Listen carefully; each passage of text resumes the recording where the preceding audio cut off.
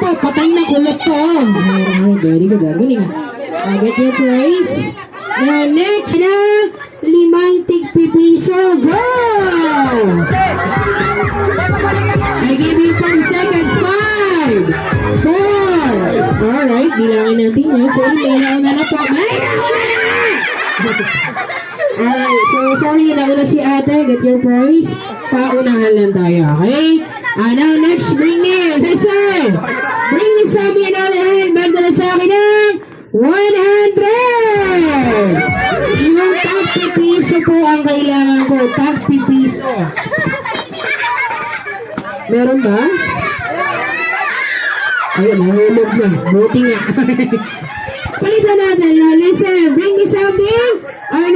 Magdala sa akin ng 100 baht yung latest bill or pera ngayon. Go! Yung latest na 100 pesos. Sige, bibigyan ko na lang kayong dalawa. Ito yung sa'yo, ito yung sa'yo. Alright? Sorry, may dalawa na pong nauna. Okay, palitan natin na next. Bring me! Listen! Lalaki ako pa baka meron. Bring me sa amin na hand. Magdala sa akin ng 500! Ayan, di ako tatanggalin. Malaking tulong sa akin yan ha. Salamat sa inyo ha. Now next, bring me. Ay, di pa rin natin ito. Baka di ako nakauwi. Alright, now next, bring me. This time, sa tao naman tayo guys, okay? Kung hindi na madadala, pakihagis na lang ha. Alright, bring me something. Ay nalahan, magdala sa akin ng cute na baby. Kumakain na lang adobo yan ha. Wala? Asa na lang talaga yung baby niya.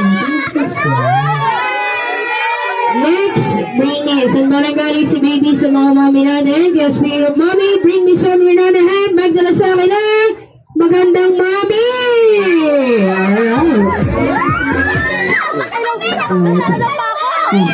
Wala ka kontra. Sorry, may nauna na yun. May nauna na ito. Okay, now. Sining wala pa rin price taas ang kamay. Mabuti nga sa inyo ha. Alright, upo muna kayo. Sit down muna. Sit down.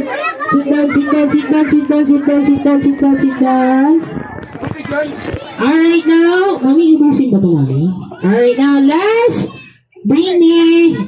Then after na ito, palitan ko yung grapes natin. Okay?